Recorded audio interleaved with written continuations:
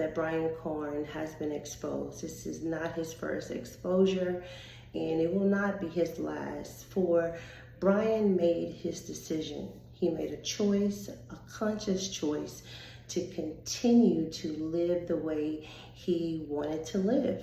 And surely your sin will find you out. Eventually, those things will catch up with you.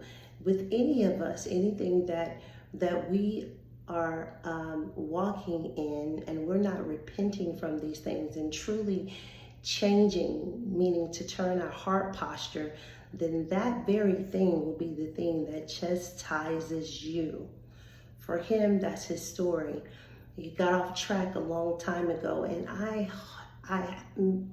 gosh, I cannot say enough. I hoped, and I sincerely hoped, that he would change his life and that he would make better choices, especially leading the flock of God.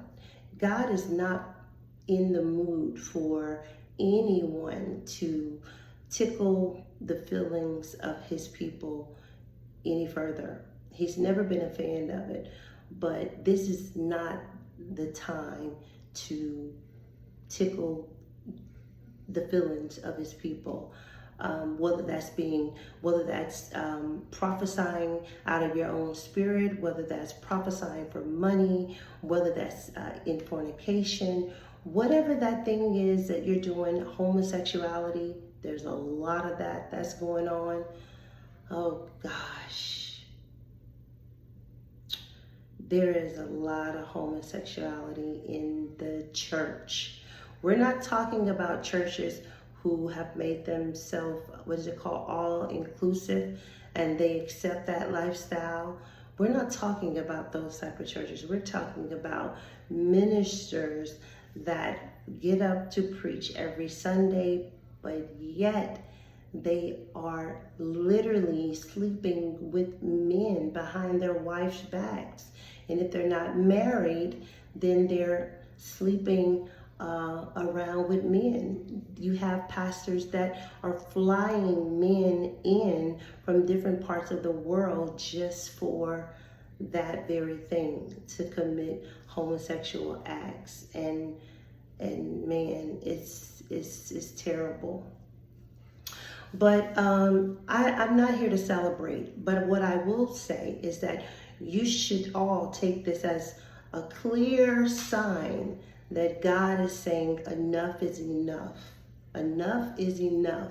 And that's not only for Carn, that's for anybody that is playing with God himself at this moment. Don't play with him.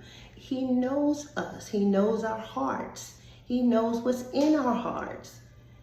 I could never get up on a pulpit and preach and act and do all of these. I couldn't do it. I couldn't do it. My reverence for God is too high. My fear of the Lord is a healthy fear, but it's serious business. Serious business here. When I initially came out to talk, I don't have a motive. I don't have an intent.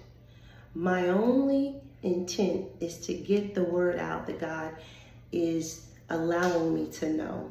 Someone in my comments said something about wanting fame. I could care less. I could care less about fame. Most people don't know my background. They have no idea. There's been plenty of opportunities to be famous. But in another Facebook post, I also mentioned how there's no such thing as celebrity anymore. But fame isn't the goal. Neither is riches.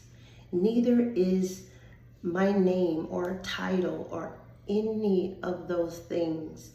I don't care about gaining any of those things, because whatever is for me, I'm going to get it anyway. God is going to give it to me. So I don't need to chase behind it. That's not the point. When I read the comments, I'm wondering what is in the mind and heart of some of these people, sometimes I can see what's going on in the person's life, and I can see the idolatry, or I can see whatever the problem may be, whether that's anger or whatever the issue is. I can see into their life at that very moment. But other times I'm thinking, what is wrong with these people? Who makes such comments? Who's thinking like this? Some of these people are older than I am.